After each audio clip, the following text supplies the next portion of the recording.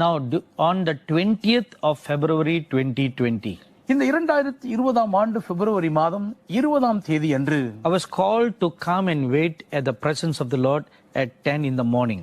காலை 10 மணி அளவில் தேவனுடைய சமூகத்தில் வந்து காத்திருக்கும்படி நான் நிர்பந்திக்கப்பட்டேன். And as I was waiting on the Lord, நான் கர்த்தருக்கு முன்பாக காத்திருக்கையில் I was taken before His holy presence in the heavenly realm.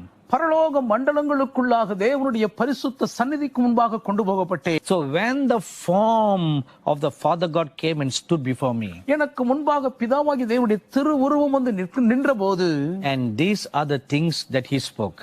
என்னோடு கூட அவர் பேசின வார்த்தைகள் இவைகள்தான். So now I'm going to tell you exactly as how I receive it from the Father God. பிதாவாகிய தேவனிடமிருந்து எப்படி நான் இந்த செய்தியை கேட்டேனோ உள்ளபடி அதை அப்படியே இப்பொழுது உங்களோடு கொடுக்க போகிறேன். Another great wind is going to sweep all over the world. மற்றுமோர் பெருங்காற்று உலகம் முழுவதும் வீச போகிறது. And when He spoke the word wind, காற்று என்ற வார்த்தையை அவர் பேசின உடனே it was made for me to know this. எனக்கு இதை அறிந்து கொள்ளும்படி செய்தது. Another great wind, மற்றுமோர் பெருங்காற்று, worse than coronavirus pandemic, corona உயிர்கொல்லியின் தீவிரமான பாதிப்பை விட மோசமானது, is going to sweep this whole world. உலகம் முழுவதையும் அது பேரலையாய் வாரிக்கொண்டு போகும். The world is shaken with fear and trembling because of coronavirus. Corona உயிர்கொல்லி கிருபையின் பாதிப்பே என்ற உலகத்தையே அச்சுறுத்தி பயத்தில் நடுநடுங்க வைத்திருக்கிறது. But the word of the Lord came to say, ஆனாலும் எனக்கு சொல்லும்படி வந்த கர்த்தருடைய வார்த்தை என்னவென்றால், another worse than coronavirus is going to come. Corona உயிர்கொல்லி வைரஸ் கிருமியை பார்க்கிலும் மகா கொடிய மோசமான மற்றும் ஒரு பெருங்காற்று வரப்போகிறது. When that comes, அது வீசு வரும்போது it will make this coronavirus look like child's play. இந்த கொரோனா உயிர்கொல்லியின் கோர தாண்டவத்தையே ஒரு சிறு பிள்ளையின் விளையாட்டு போல் பார்க்க செய்து விடுமாம். So when this great wind comes, ஆகவே இந்த பெருங்காற்று வீசும்போது it will sting people like a hornet stinger. ஒரு குளவியின் கொடுக்கை போல அது ஜனங்களை கொட்டும். When a hornet stings a person, எப்பொழுது ஒரு குளவி ஒருவரை கொட்டினாலும் a person feels hot with fire like sensation and swelling like boils appear on their bodies. உடனே அக்கினி தீப்பற்றி எரிகிறது போன்ற ஒரு எரிச்சலோடு கூட உடல் முழுவதும் கொப்புளங்களும் வீக்கங்களும் அவர்களுக்கு வந்துவிடும். In the same manner, அதுபோலவே when this wind stings a person, இந்த பெருங்காற்று ஒருவரை கொட்டும் போது that person will feel hot like fire over them, தங்கள் மேல் தீப்பற்றி எரிகிறதை போல் அவர்கள் ஒரு பெரும் உஷ்ணத்தை உணர்வார்கள். and their temperature will rise above 100 degrees Fahrenheit. உடனே அவருடைய உடலின் வெப்பநிலை 100 டிகிரி ஃபாரன்ஹீட்டின் உச்சத்தை தொட்டுவிடும். Above 38 degrees centigrade. 38 டிகிரி சென்டிகிரேடுக்கும் அதிகமாய் மேலேறிவிடும். So the feelings will be hot like fire burning all over their body. உடல் முழுவதும் தீப்பிடித்து எரிகிறதை போன்ற ஒரு வெறும் வெப்ப உணர்வு இருக்கும். And fever will shoot up in their bodies. கடுமையான ஜுரம் அவர்கள் உடலை அலைக்கழிக்கும். More than 100 degrees. 100 டிகிரிக்கும் அதிகமாக. And boils will develop all over their faces and bodies, especially in the chest area. முகம் முழுவதும் உடல் பகுதி முழுவதும் மிக குறிப்பாக நெஞ்சுக்கூடு முழுவதும் கொப்புளங்கள் ஏற்படும். These are the physical symptoms when this virus stings. இந்த கொடிய உயிர்கொல்லி கொட்டும் போது இதுதான் சரீரப்பிரகாரமான அறிகுறிகள் ஆகும். Now doctors and scientists will be baffled and perplexed at not being able to discover at all any medicine or vaccine for this. இந்த ஒரு கொடிய ஒரு பெருங்காற்றின் உயிர்கொல்லியை எதிர்த்து போரிடவோ அதை தடுக்கவோ மருந்து கண்டுபிடிக்க இயலாமை நினைத்து மருத்துவர்களும் அறிவியல் ஆராய்ச்சியாளர்களும் திகைத்து திண்டாடி பிரமிப்பார்கள். This morning I read in the news இன்று காலை செய்தியில் படித்தேன், a scientific report about this coronavirus. Corona virus கிருமியை குறித்த அறிவியல் பூர்வமான ஒரு அறிக்கை. That the scientists are still trying to understand the DNA of this virus. இந்த உயிர்கொல்லியினுடைய மரபணு இன்னதென்பதை கண்டறிய அறிவியல் ஆராய்ச்சியாளர்கள் இன்றளவும் போராடி கொண்டிருக்கிறார்கள். And they say a vaccine is still a long time away. இதற்கு தடுப்பூசி கண்டுபிடிக்க வேண்டுமானால் அதற்கு இன்னும் வெகு காலமாகும் என்கிறார்கள். So there's no medicine. ஆகவே அதற்கு மருந்து இல்லை, There's no vaccine. அதற்கு தடுப்பூசியும் இல்லை. And by the time they claim that they have found something, ஒன்றை கண்டுபிடித்து விட்டோம் என்று அவர்கள் சொல்லுவதற்குள்ளே this hornet will come to stink. அவர்களை கொட்டுவதற்காக இந்த குளவி தலைகாட்டும். But this time, ஆனால் இந்த முறையோ the doctors and the scientists will not be able to discover any way how this virus works, and they will not be able to discover any medicine or vaccine. இந்த உயிர்கொல்லியின் கிருமி எப்படி கிரியை செய்கிறது, இதை எப்படி அழிப்பது தடுப்பது என்று எவ்வளவு உயர்ந்த மருத்துவ வல்லுநர்கள் ஆனாலும், எப்பேற்பட்ட அறிவியல் ஆராய்ச்சியாளராலும் எவ்வளவு தலையை போட்டு உடைத்து முயன்றாலும் அதற்கான மருந்தை கண்டுபிடிக்கவே முடியாத நிர்பந்தம் ஏற்படும். I now remember something I heard the late prophet of God Neville Johnson say something. காலம் சென்ற தேவ தீர்க்கதரிசி நெவல் ஜான்சன் அவர்கள் சொன்ன ஒரு காரியத்தை கேட்டது இப்பொழுது என் நினைவில் ஞாபகத்திற்கு வருகிறது. A few years ago the Lord revealed to him, சில ஆண்டுகளுக்கு முன்பு தேவனாகிய கர்த்தருக்கு வெளிப்படுத்தினார், plagues will appear in the last days, கடைசி நாட்களில் கொடிய வாதைகள் தலையெடுக்கும். and their mutations will be so different that doctors will not be able to understand how they work. எவ்வளவுதான் முயன்றாலும் எந்த மருத்துவ வல்லுநராலும் இந்த வாதை நோயின் கிருமிகள் எப்படி கிரியை செய்கிறது என்று கண்டுபிடிக்கவே முடியாத அளவுக்கு அவைகள் செயல் முடக்கி விடுமாம்.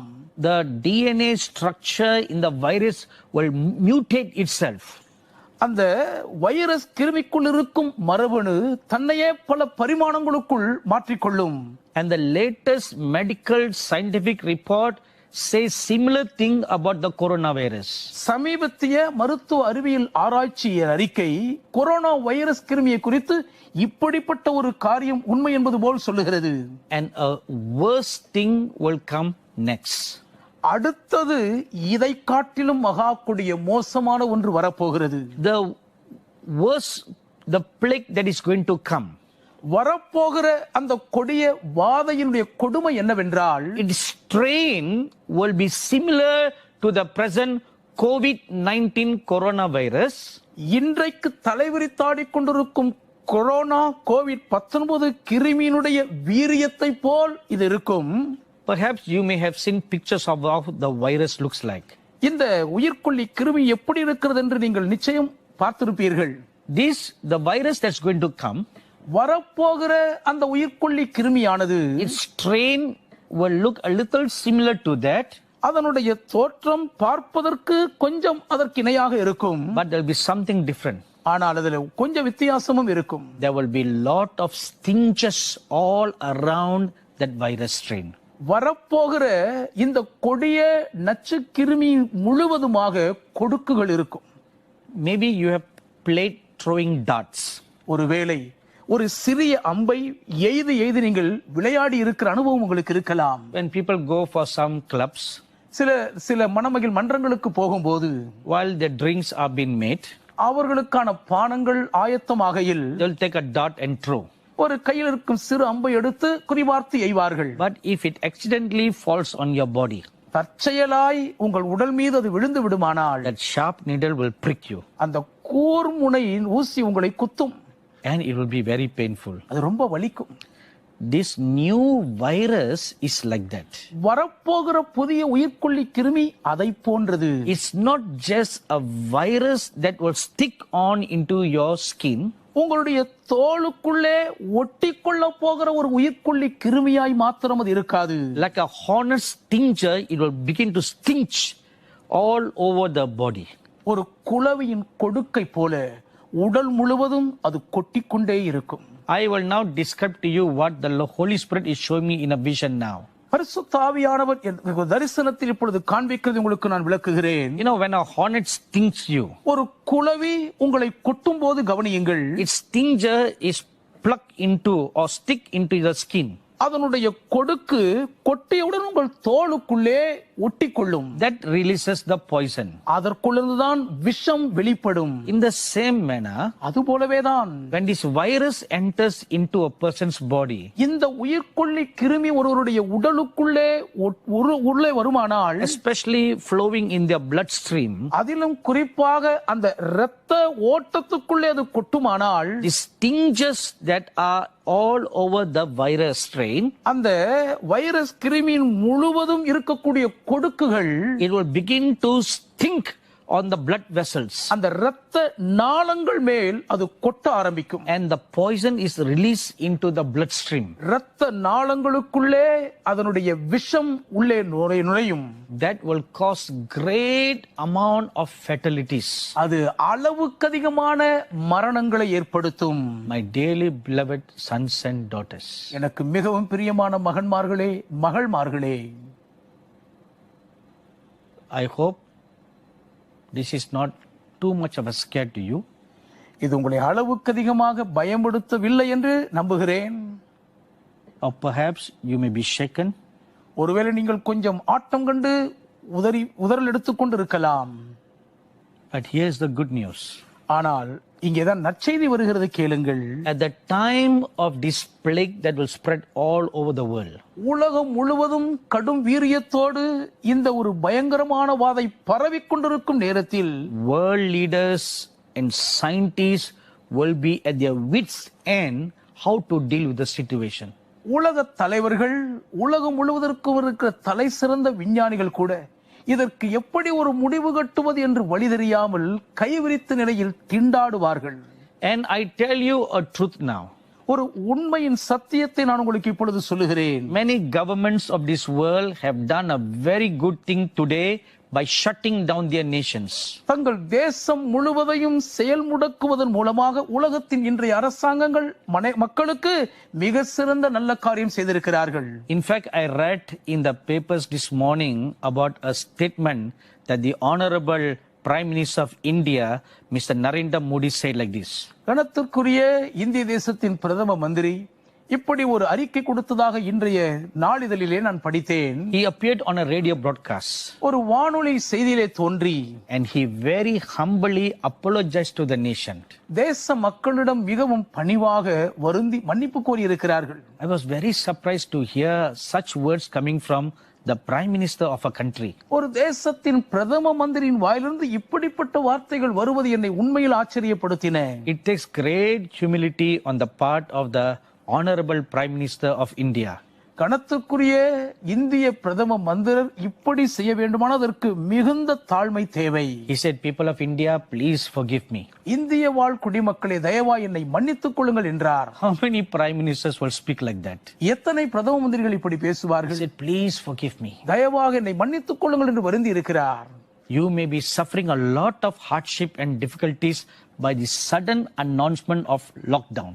ஒட்டுமொத்த தேசமே செயல்படுவதை நிறுத்திக் கொள்ள வேண்டும் என்ற இந்த சடுதியில் வந்த திடீர் அறிவிப்பு நிமித்தம் நீங்கள் ஏராளமான பல நிலைகளிலே கஷ்டப்பட்டு கொண்டிருக்கலாம். He said, forgive me. இதற்காக என்னை மன்னித்துக் கொள்ளுங்கள் என்றார். Several times he keep on saying that. பல முறை தொடர்ந்து அதை அவர் சொல்லிக் கொண்டே இருந்தார். He said, I'm doing this for your own safety. உங்கள் சொந்த பாதுகாப்பின் நலன் கருதியே இதை செயல்படுத்தி இருக்கிறேன் என்றார். It doesn't matter if our economy doesn't grow and it slows down. பொருளாதாரம் வளராமல் அது சரிந்து வீழ்ந்து போனாலும் சரி, but your safety is important to me. உங்கள் உயிரின் பாதுகாப்பு தான் எனக்கு முக்கியம் என்றார். That is the word of a true shepherd. ஒரு உண்மையான மேய்ப்பனுடைய வார்த்தை அதுதான். So many governments are locking down their nations to protect their people from being bitten by this virus. இந்த உயிர்கொல்லி கிருமியினால் தாக்கிவிடாதபடிக்கு தங்களுடைய குடிமக்களை பாதுகாக்கும் நலன் கருதி அநேக தேசங்கள் தங்கள் தேசத்தின் செயல்பாடுகளை முடக்கிவிட்டார்கள். But even when such practices are followed next time, அடுத்த முறை வரப்போகிற பொல்லாத கிரியைக்கு இப்படிப்பட்ட நடைமுறைகள் எல்லாம் கை கொள்ளப்பட்டாலும் கூட, the worse than corona that is coming will not be controllable. கொரோனாவுக்கு அடுத்து வரப்போகிற மகா கோர தாண்டவத்துக்கு முன்பாக உலகம் எந்த முயற்சி எடுத்தாலும் அதை கட்டுப்படுத்தவே முடியாது. Like a lion that goes out to seek its prey, இரை தேடி வேட்டையாட பாய்ந்து செல்லும் சிங்கத்தை போல it will go out to seek its prey. தன்னுடைய இரையை தேடி இது வெளியிலே சீறி பாயும். When this message was given to me, இந்த செய்தி எனக்கு கொடுக்கப்பட்ட போது I kept it faithfully, waiting for the right time to share this message. இந்த செய்தியை பகிர்ந்து கொள்வதற்கு சரியான நேரம் வருவரை உண்மையோடு அதை எனக்குள் வைத்து தக்க வைத்துக் கொண்டேன். Earlier on, I told you that on March 14, 2020, we had conducted the groundbreaking ceremony and stone laying for our future building.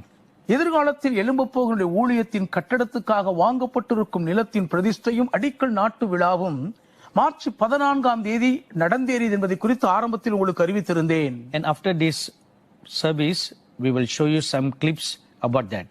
இந்த ஆராதனை நிறைவடைந்த பின்பு அதை குறித்த சில பட தொகுப்புகளை நீங்க பார்க்கலாம். And many of our dear minister friends came from many different parts of the world. ஊழியத்தின் அருமையான சிறந்த நண்பர்கள் அநேகர் உலகத்தின் பல பாகங்களிலிருந்து நேரில் வந்திருந்தார்கள். And one of them is our good friend, my very dear best friend, Pastor Joseph Sweet from Lancaster, California. அவர்களுக்குள்ளே ஒருவர் எனக்கு மிகவும் நெருங்கிய நல்லதோர் சிநேகிதராக இருக்கக்கூடிய கலிபோர்னியாவின் லான்காஸ்டரை சார்ந்த பாஸ்டர் ஜோசப் ஸ்வீட் அவர்கள். And I shared this message with him that a worse than coronavirus was coming next. தலைவிரித்தாடிக் கொண்டிருக்கும் கொரோனா உயிர்கொல்லி கிருமியை காட்டிலும் மகா கொடிய மோசமானது ஒன்று அடுத்து வரப்போகிறது என்ற செய்தியை அவர்களோடு நான் பகிர்ந்து கொண்டேன். He was shaken. அவர்கள் அதிர்ந்து போய் விட்டார்கள். Then a little while later, பின்பு சற்று நேரம் கழித்த பின்பு he showed me a prophecy that an American prophet of God had prophesied in the year 2012. ஒரு அமெரிக்க தீர்க்கதரிசி 2012ஆம் ஆண்டில் முன்னுரைத்திருந்த ஒரு தீர்க்கதரிசனம் ஒன்றை அவர்கள் எனக்கு காண்பித்தார்கள். And that prophecy confirmed this word of revelation that I received from the Lord. கர்த்தரிடம் வந்து நான் பெற்றுக்கொண்ட இந்த வெளிப்படுத்தலின் வார்த்தையை அவர்கள் உரைத்திருந்த தீர்க்கதரிசன வார்த்தை நிச்சயம் என்று உறுதிப்படுத்தி விட்டது. There lived a wonderful man of God in the US called John Paul Jackson. John ball Jackson என்ற ஒரு அருமையான தேவதாசன் அமெரிக்க தேசத்தில் வாழ்ந்தார். We once ministered together in the state of Alabama in the US. அமெரிக்காவின் அலபாமா மாகாணத்தில் ஒருமுறை நாங்கள் இருவருமாக சேர்ந்து ஊழியம் செய்திருக்கிறோம். He was much older than me, என்னை காட்டிலும் அதிக வயது முதிர்ந்தவர் அவர்கள். but I saw in him a great respect he had for others.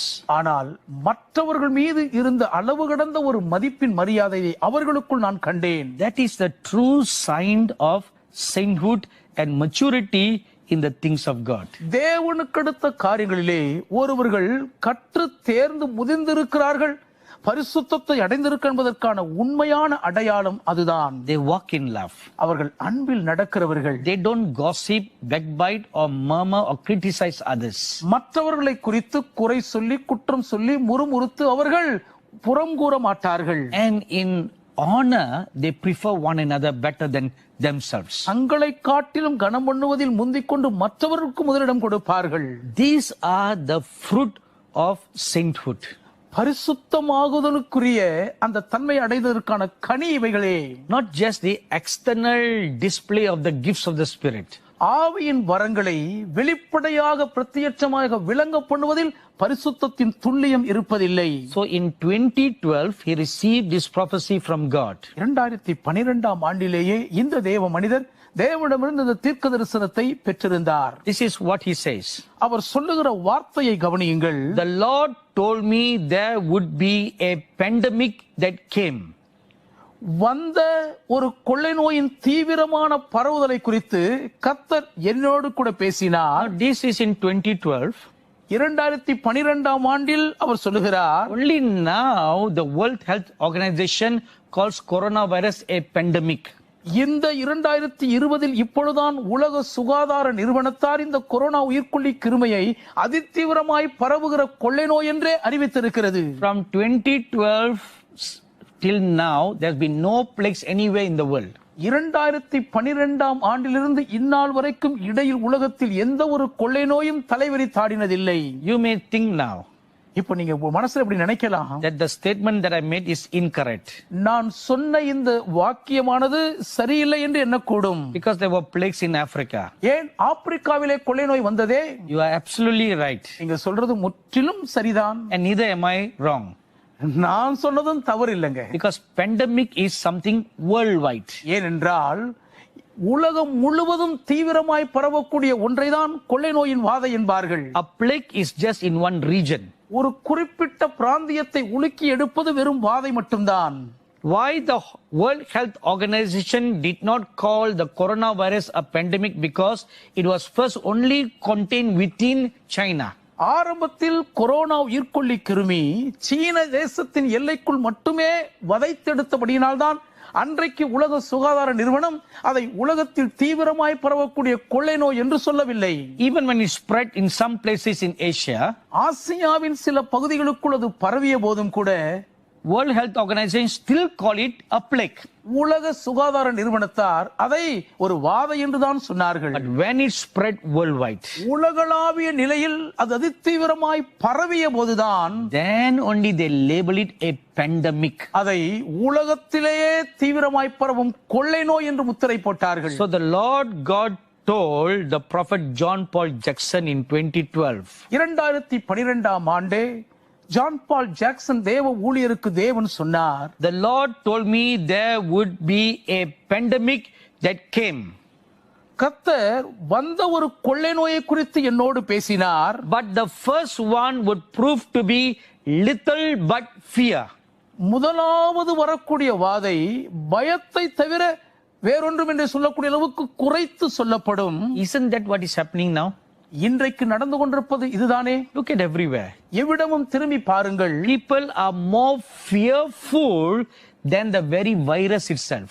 அந்த உயிர்கொல்லி கிருமியை காட்டிலும் அதிகமாய் மக்கள் இன்றைக்கு பயந்து விலவிலத்து போய் இருக்கிறார்கள்.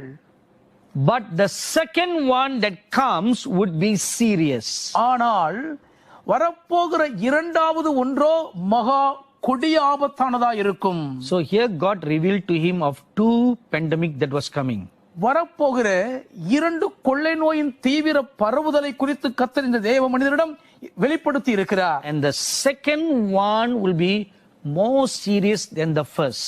முதலாவது வந்த கொள்ளை நோயின் வாதையை விட இரண்டாவது வருவது மகா கொடிய பேராபத்தாய் அமையும் என்று சொல்லியிருக்கிறார். Pastor Joseph Switch sent me this prophecy and said this is a confirmation to the word that you received from the Lord that a worse than coronavirus is coming. Corona உயிர்கொல்லி கிருமியை பார்க்கிலும் மகா மோசமான விளைவை ஏற்படுத்தக்கூடிய ஒரு கொள்ளை நோய் வரப்போகிறது என்று கர்த்தர் உங்களுக்கு வெளிப்படுத்தின வார்த்தையை நிரூபிப்பதற்கான ஒரு வார்த்தை தான் இது என்று இந்த தீர்க்க தரிசனத்தை பாஸ்டர் ஜோஸ்வீட் அவர்கள் எனக்கு அனுப்பினார்கள். So what's all this showing us? அப்படியானால் இவைகள் எல்லாம் நமக்கு எதை காண்பிக்கின்றன? I want you to read some scriptures now. இப்பொழுது சில வசனங்களை நீங்கள் படிக்க வேண்டும் என்று விரும்புகிறேன். Please turn your Bible to the book of Habakkuk. தயவு செய்து ஆபகுக் புஸ்தகத்துக்கு உங்கள் வேத புஸ்தகத்தை திருப்பிக் கொள்ளுங்கள். Chapter 3 and we will read verses 3 to 6. 3ஆம் அதிகாரத்தின் 3 முதல் 6 வரையில வசனங்களை நாம் படிப்போம். God came from Teman, the Holy One from Mount Paran. Selah, his glory covered the heavens and the earth was full of his praise. தேவன் தேமானில் இருந்தும் பரிசுத்தர் பாரான் பர்வதத்தில் இருந்தும் வந்தார். சேலா, அவருடைய மகிமை வானங்களை மூடிக்கொண்டது, அவர் துதியினால் பூமி நிறைந்தது. His brightness was like the light, he had rays flashing from his hand and there his power was hidden. அவருடைய பிரகாசம் சூரியனைப் போல் இருந்தது, அவருடைய கரத்திலிருந்து கிரணங்கள் வீசின, அங்கே அவருடைய பராக்கிரமம் மறைந்திருந்தது. Please note verse 5. தயவு செய்து 5ஆம் வசனத்தை நன்றாய் கவனியுங்கள். Before him went pestilence and fever followed at his feet. அவருக்கு முன்பாக கொள்ளை நோய் சென்றது, அவர் அடிகளில் இருந்து எரிபந்தமான காய்ச்சல் புறப்பட்டது. Now I'm reading from the New King James Version Bible. நான் புதிய ஜேம்ஸ் அரசனுடைய மொழியாக்க வேதத்திலிருந்து படிக்கிறேன். It says, before him went pestilence and fever followed at his feet. அவருக்கு முன்பாக கொள்ளை நோய் சென்றது.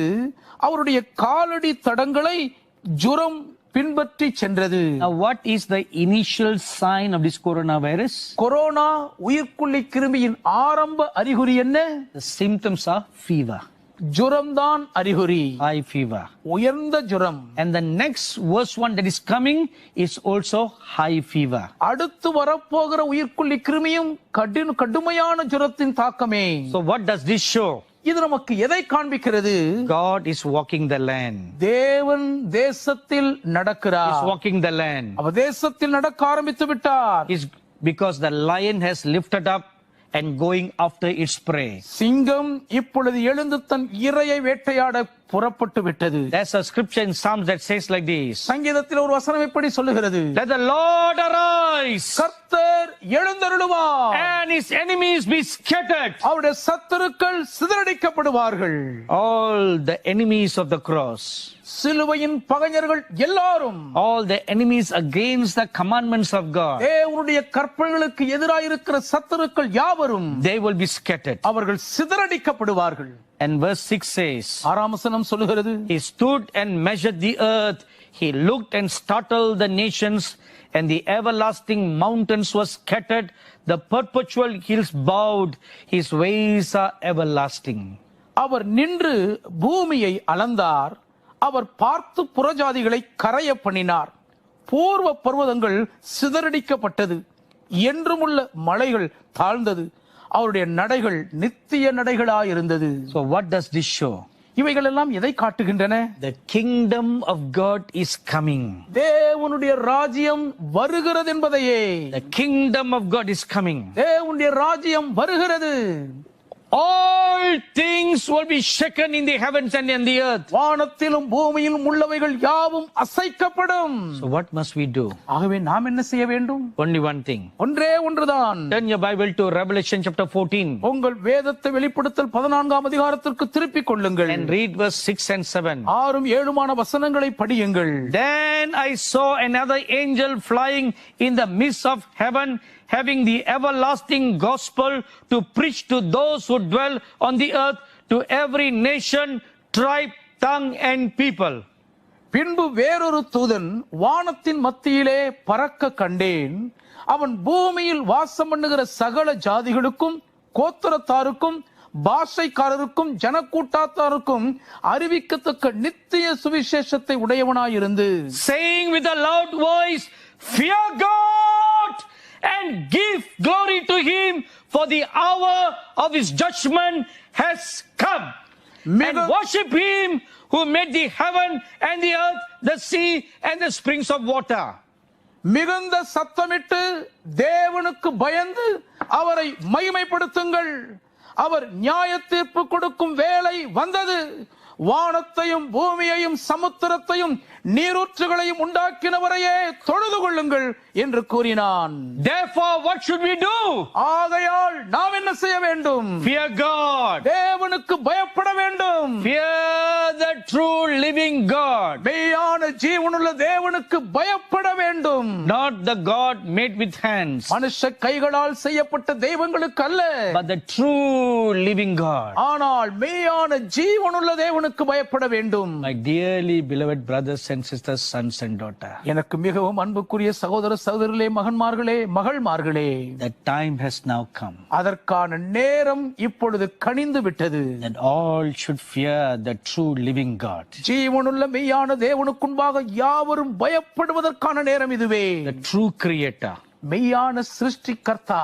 not worship the creation, படைப்புகளை வணங்கக்கூடாது. not worshipping the hosts of heaven, வான சேனைகளை பணிந்து கொள்ளக்கூடாது. no, worship the maker, இல்லை, உண்டாக்கினவரையே தொழுது கொள்ள the வேண்டும். true living God. மெய்யான ஜீவதேவனை தொழுது சேவிக்க வேண்டும். Who is that true living God? இந்த மெய்யான ஜீவனுள்ள தேவன் யார்? We'll read one last scripture. கடைசியா ஒரு வசனத்தை படிப்போம். Turn your Bibles with me to 1 John chapter 5 and the verse 20. 1 யோவான் 5ஆம் அதிகாரத்தின் 20ஆம் வசனத்துக்கு உங்கள் வேதத்தை என்னோடு திருப்பிக் கொள்ளுங்கள். That was the very voice that I heard when the Lord came to meet me, when he showed himself that he is the true living God. மெய்யான ஜீவனுள்ள தேவனாக தம்மை எனக்கு காண்பிக்கும்படி என்னை சந்திக்கும்படி கர்த்தர் வந்த பொழுது இந்த வசனத்தை தான் எனக்கு மேற்கோள் காட்டினார். On 1st June 1978, 1978 ஆண்டு ஜூன் 1 தேதி என்று என்னை அவர் சந்தித்தார். I heard the voice of God saying, தேவ சத்தம் இப்படி சொல்ல நான் கேட்டேன். what voice? அது என்ன குரல்? What sound? அது என்ன சத்தம்? Let's read 1st John 5:20. 1 யோவான் 5 வசனத்தை நாம் படிப்போம். And we know that the Son of God is come and hath given us an understanding that we may know him that is true, and we are in him that is true, even in his Son Jesus Christ. This is the true God and eternal life. அன்றியும் நாம் சத்தியம் உள்ளவரை அறிந்து கொள்வதற்கு தேவனுடைய குமாரன் வந்து நமக்கு புத்தியை தந்திருக்கிறார் என்றும் அறிவோம். அவருடைய குமாரனாகிய இயேசு கிறிஸ்து எண்ணப்பட்ட சத்தியம் உள்ளவருக்குள்ளும் இருக்கிறோம். இவரே மெய்யான தேவனும் நித்திய ஜீவனுமாயிருக்கிறார். That is the voice I heard. இந்த குரலை தான் அன்றைக்கு நான் கேட்டேன். This is the true living God. இவரே மெய்யான ஜீவ தேவன். Go and follow him. நீ அவரை பின்பற்றி போ. And that's what the scripture says. இந்த வசனம் அதைத்தான் சொல்லுகிறது. This Jesus Christ, இந்த இயேசு கிறிஸ்துவானவர் he is the true living God. இவரே மெய்யான ஜீவ தேவன். Eternal life is only found in him, இவருக்குள் மாத்திரம்தான் நித்திய ஜீவன் இருக்கிறது. not in anything else. வேறு எதிலுமே அல்ல.